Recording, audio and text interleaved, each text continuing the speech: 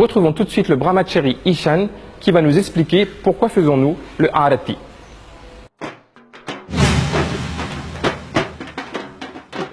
Hariom, Namaste, Vanakkam. Aujourd'hui, nous allons voir le dernier petit thème de notre livre que nous l'avons pris pour l'étude, pour comprendre différents aspects de notre tradition. Le dernier thème, la dernière question, c'est pourquoi fait-on le Arati? Alors, Arati, le mot lui-même, peut-être vous n'êtes pas trop familier avec ça, parce qu'en vérité, c'est un mot hindi, c'est-à-dire c'est un mot qui vient à nous plutôt du nord de l'Inde. Dans le sud de l'Inde, le Arati, ils appellent ça Dipa Aradhane. Ça veut dire vénération avec une lampe. Le Arati, en sanskrit, on appelle ça Mangalanirajanam. Ça veut dire la lumière propice. Donc, le Arati, c'est le moment dans la cérémonie où le prêtre lui s'apprend une lampe, soit un morceau de camphre. Après, dans les lampes même, vous voyez, on en a toute une variété. Hein. On a la lampe avec une flamme, la lampe avec 2 flammes, la lampe avec 5 flammes. Alors, lui, ça prend cette lampe-là et lui, ça fait tournoyer cette lampe-là devant l'idole que les vénérés. En général, si vous regardez un petit peu, surtout dans les temples du sud de l'Inde, l'idole, il trouve à elle toujours dans ce qu'on appelle le Garbhagraha, c'est-à-dire le sanctuaire où ça n'a pas de lumière électrique dedans. Il y a un endroit que les obscurs, les sombres, et souvent, surtout dans le sud de l'Inde, le murti, l'idole même, lui est en pierre noire. Donc autant dire, lui est aussi sombre. Donc pendant le rituel, nous allons d'abord faire le abhishekam, ensuite nous allons offrir vastram, c'est-à-dire nous allons habiller, abhushanam, les décorations, nous allons offrir des bijoux, et puis après nous allons donner le naivedyam, la nourriture, et en dernier, nous montre la lampe là. Alors quand nous fait tournoyer cette lampe là, c'est véritablement là que nous atteint la culmination, le summum de la cérémonie. Et d'ailleurs, souvent, parfois pendant les autres étapes du puja, les gens n'allaient pas forcément très concentrés, mais pendant cette partie-là, là, nous sent la ferveur monter tout à coup, donc les gens s'y concentrent plus sur ça qui est en train de se passer. Et en plus, quand même, c'est à ce moment-là que le prêtre lui sonne sa cloche de manière plus vigoureuse, qu'à ce moment-là, parfois, certaines personnes, ils soufflent dans une conque, on a même des gens qui battent sur un tambour au moment où le Arati est fait. Et il veut dire, maintenant, nous avons atteint la culmination de notre cérémonie, c'est la vision du Seigneur que l'est offerte. Et la vision du Seigneur, donc, est offerte justement grâce à cette flamme. Et cette flamme, parfois, lui est créée en brûlant un morceau de camphre. Alors, brûler un morceau de camphre aussi, là, ça est très symbolique. Le camphre, il est quelque chose que, là, une forme, mais une fois qu'on brûle la lui, si c'est du bon camphre, il n'aura aucun résidu. Il ne restera rien du vrai camphre. Le vrai camphre, le pur camphre, d'ailleurs, il est tellement pur que les autres, s'il laisse aller dans une pièce que les pas bien fermée, le camphre, lui, ça dissoudra lui, ça, même sans que les autres brûlent à lui, lui, ça disparaît. Alors aujourd'hui, de nos jours, nous utilisons du camphre made in China, donc lui reste en place, même s'il ne l'est pas utilisé. Mais le vrai camphre, quand on le brûle, lui, ça même pas faire vraiment trop de fumée, et lui, ça laisser aucun résidu. Ça, il veut dire, il représente quoi? Il représente que quand nous devons brûler notre ignorance, quand nous devons brûler toute notre tendance égocentrique, aucun résidu il doit rester. Et ça, nous brûle ça comment? Nous brûle ça par le feu de la connaissance. Dans ce feu de la connaissance-là, nous peut brûler toute notre ignorance, et c'est par ça que nous obtenons ce qu'on appelle le darshan. Darshan, il veut dire la vision de Dieu. Maintenant, la vision de Dieu n'est pas comme la vision d'un stylo ou la vision d'un livre.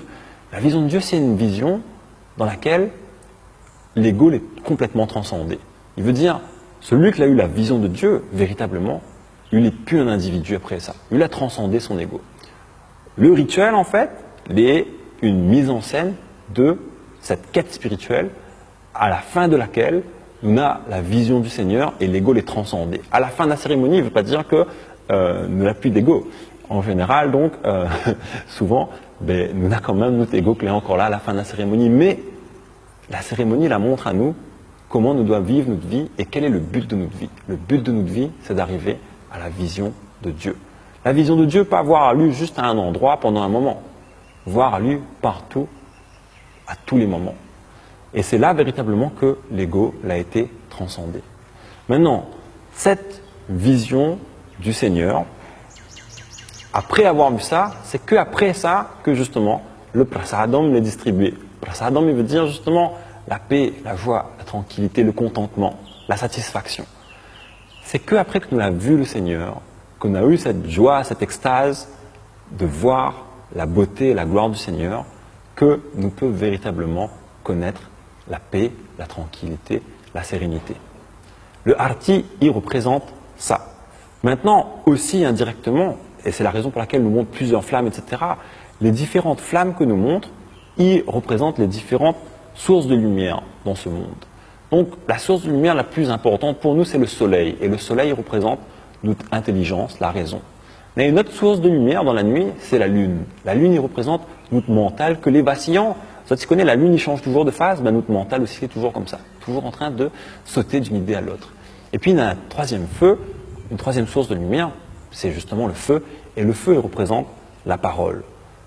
Que ce soit par notre intelligence, par notre mental, notre corps émotionnel, ou par notre parole, tout ça, il est capable de briller que grâce à la source ultime de lumière que l'est le Seigneur. Et c'est ça que nous reconnaissons. Et le mantra que nous chantons, il dit exactement ça. Natatra suryo bhatina chandratarakam nema vidyuto bhanti kuto yamaknihi tameva bhantam anubhati sarvam tasya bhasa sarvamidam vibhati. Que ce soit le soleil, que ce soit la lune, les étoiles, les éclairs, toutes, vous n'êtes pas capables d'illuminer cette source ultime. Alors, quoi moi, il peut dire avec ma petite flamme que m'y fait tournoyer devant vous. Cette petite flamme-là, c'est comme ma parole, que ça m'y a pouvoir dire sur la grandeur du Seigneur. Dans cet acte-là, de la reconnaissance de Dieu, nous reconnaît que, en vérité, nous ne peut que être ignorants face à sa grandeur. Parce que nous ne pourra jamais définir dans sa totalité la grandeur du Seigneur. Et donc, cet acte-là de la vision du Seigneur, c'est l'acte qui précède ce qu'on appelle le Prakshana Namaskaram, le moment où nous tournons sur nous-mêmes et ensuite nous prosternons à nous de tout notre long. Nous admettons notre ignorance. Et la sagesse, si vous regardez, même Socrate, quand ça lui était dit de lui-même, tout ce que m'y connaît, c'est qu'il n'y connaît pas rien. La sagesse se voit quand nous reconnaît que nous les ignorons. Donc, la culmination de cette vision du Seigneur, c'est de voir que nous sera toujours ignorants de toute sa grandeur. Nous ne pouvons voir qu'un aspect de sa grandeur, mais nous ne pourrons pas voir la totalité. Et avec ça, nous adoptons vraiment l'attitude d'humilité. Dans cette humilité, nous acceptons tout ce qui arrive dans notre vie, qu'il appelle prasada buddhi. Alors, nous faisons le arti, et nous continuerons à faire, on n'a aucune inquiétude à ce sujet, mais maintenant, quand nous faisons le arti, nous espérons que nous rappellera à nous de sa grande symbolique et de sa beauté. Merci, Hari Om.